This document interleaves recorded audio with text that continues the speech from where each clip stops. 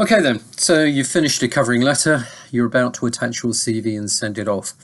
Well, try just for a moment to stand back from it and take a dispassionate look at yourself in the eyes of the person that you hope is going to put you on the interview pile. Now let's have a look at it. First thing is, does it look good? If the recruiter's eyes run over your letter, I don't mean reading it, run over your letter, they tend to pick up things which are wow factors. Hey, that looks great. Oh, that looks well set out. Oh, that's a really beautiful typeface. All of that, a good use of space. But there are others. Oh, good grief, this is cramped, this is horrible, this person doesn't know how to paragraph, there's no space, it looks all crammed together. I don't want to have somebody on my team who writes like that. If they sell themselves like that, are they going to take any more trouble for me and my company? I don't think so. So the first thing is the visual impact on the page. Do have a look at some good covering letters, not just for content, but how beautifully they are actually set out. The next thing is they're probably going to start at the top. Are the letter headings right?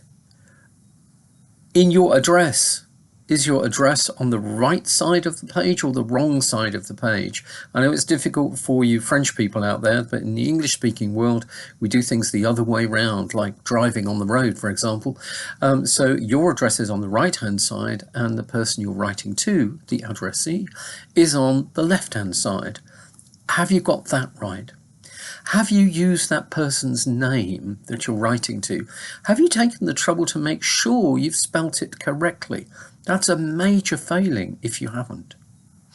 In your address, if you happen to be living here in Alsace, have you given the employer a clue where in fact it is? If you've got somebody in Wisconsin trying to write to you and you've written Hartmannswiller Kopf or Vierklingshofen, how are they supposed to know where the hell that is?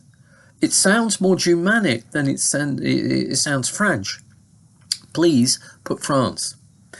If you want them to ring you, please, please, please put the dialing code. Don't do plus or plus plus, do 0033 and put the first zero of your zero cease or zero set, put the first of those in brackets, because the convention is that when you're in the country, you don't use the 033 and you do use the first zero.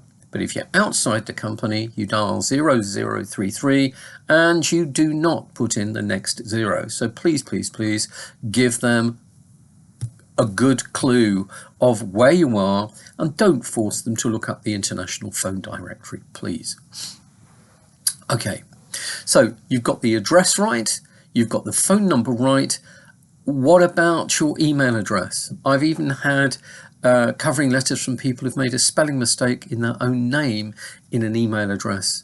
I mean, quite simply, if you get a dot in the wrong place or you spell something incorrectly, you're stuffed because somebody's going to try to get back to you and they can't.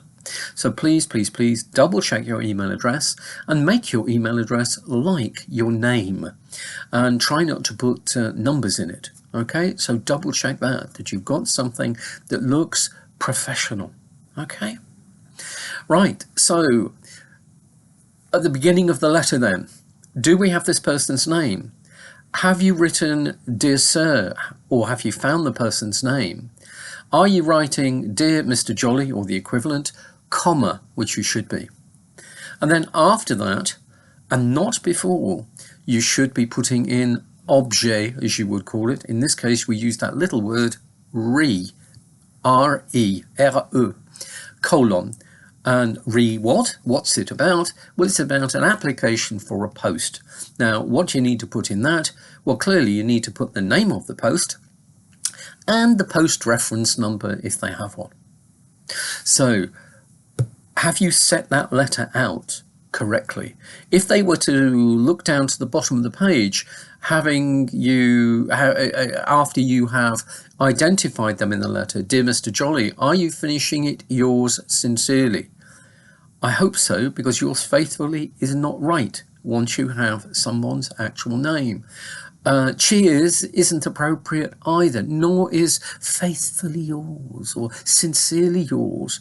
Those are for billet doux between lovers, if you like, in the trenches from the First World War, but they're not for a future employer. Then what are they going to be looking for? A big impact at the beginning. Have you given them that all-important piece of information that they say that they need to know where you saw the advert for this particular post? That's important because they spend an awful lot of money on advertising in all sorts of ways, shapes and forms.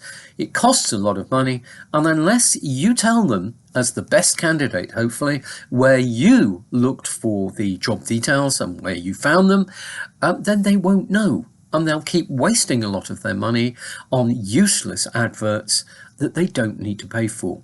So give them that piece of information at the beginning. Have you written something that actually is based upon what they want? Or are you starting, I'm just about to finish my degree or master's, I'm in need of a placement, or I think that I want a job and you would be a good company for me to fulfill my wishes and professional ambitions? That's crap. Why? It's the wrong way round. It's the wrong way round because you need to be giving the company what it says it wants and showing them how you meet that.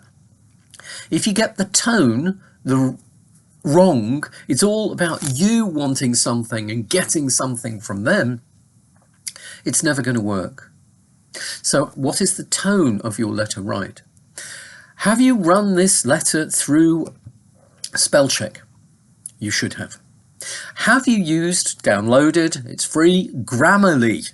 You should do, because it picks up a lot of mistakes with little things you're likely to mess up, like prepositions. We all do that in foreign languages. Have you run Grammarly through it?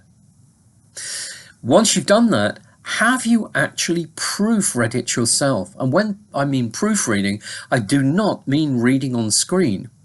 I mean you reading this out loud to yourself or to an audience, it doesn't matter. But the moment you start to fall over your words, it's perhaps because the punctuation is right, or the words are wrong, or the sense is wrong.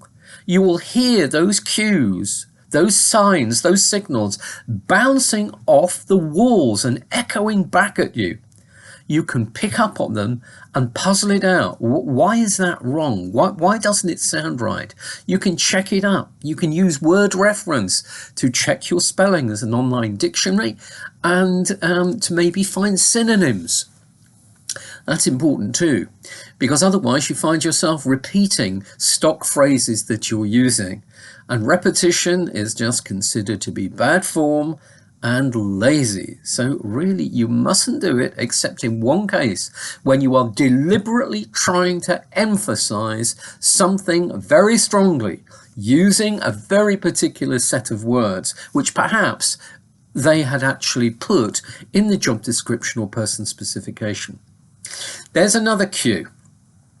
Are you giving them what they say they want? Look at the job description. Take the two or three top terms in that job description. Bear them in mind and then read and scan your letter. Have you covered those things, given them an answer, given them a proof that you can actually do this? Because that's what they're going to be doing when this gets into their HRM department. They're going to have a list of the things that they know they want, and they're going to be going hunting for them in your covering letter and in your CV. They're going to be checking, have you said anything about this? Can you do it? So you damn well need to be sure that you have looked at those things too in the job description and in the person specification. Clearly you can't cover all of them in a CV or in a covering letter, but you need to cover the most important ones and give some detail and some evidence. Even if you haven't covered everything, if you've convinced me about the most important things with some compelling arguments in your covering letter, I will trust you that when I turn over to your CV or when I invite you to interview, you will have a lot more to deliver, a lot more to tell me, a lot more to say to convince me. But if you only give me a tiny little bit about a lot of things. It's just not convincing at all. So you need to read your covering letter with those things in mind. As I said to you, I'm anticipating your structure being an intro, an introduction, a couple of paragraphs on you and the job, i.e. relating to the job description, a couple of paragraphs on you and the person specification, how you fulfill and meet those things well. When you look at your covering letter when it's finished, have you done that?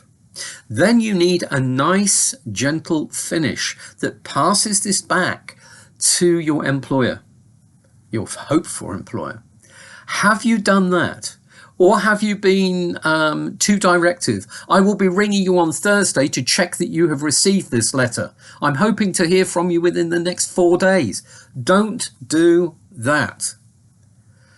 If after a couple of weeks you haven't heard, you can always ring up and just check to ask the secretary in HRM, may I just check, did you actually receive my CV and covering letter for this particular post? I'm sure they'll confirm it. But don't threaten them in a letter that if you don't do your job and do it quickly to my satisfaction, I'll be ringing you. So employers are looking for all of these things, and obviously with style, with good expression, with great presentation, with good use of space, maybe bold, possibly italic, maybe colour. There's all sorts of things that you can do. But you need to try and get that right and check it before you consign your CV underneath it. Because remember, 85% of CVs, according to the BBC, are never even looked at, let alone read. And why? Because the covering letter is not good. Spelling mistakes, grammar mistakes, punctuation mistakes, setting mistakes, all of those have got to go. So you really have to take this very, very seriously indeed if you want this job. Other people won't. You need to set yourself apart. You need to be higher. You need to be better. You need to be more stylish. You need to be more accurate. You need to be more convincing. You need to have better arguments that put what they need together with who you are and what you can do. So having been marking lots of these things recently, for those of you who are about to do it, will you please take the list I've just given you in this short video and will you apply it to your own CV? You will probably find you can make significant improvements and save me a lot of time telling you what you got wrong. Okay, so please, please, please take it seriously. I'll finish with a story that I've told you before. You don't get a silver medal for coming second in the job market. There's a gold medal and it's called a job. If you come second, it's not like being proud I nearly made it. It's just absolutely annoying and frustrating that you were so close, but you still didn't make it. So please, the acid test of all this is going to be your covering letter above all. Okay? Take it seriously, and for those of you about to submit, I look forward to seeing your work and to not having to make these comments again. Okay, thank you very much indeed. Have, as it happens to be the Thursday before Good Friday, have a good Easter period and holidays, even if at the moment, unfortunately, we're all pretty much in confinement because of COVID. Perhaps holidays and breaks are something to do with a state of mind. Perhaps let's try and be different and feel different and do different things and do them differently, even if we happen to be indoors. So I hope you have some happy holidays and look forward to receiving all your work just after. Okay? All right. Thank you very much, guys. Goodbye.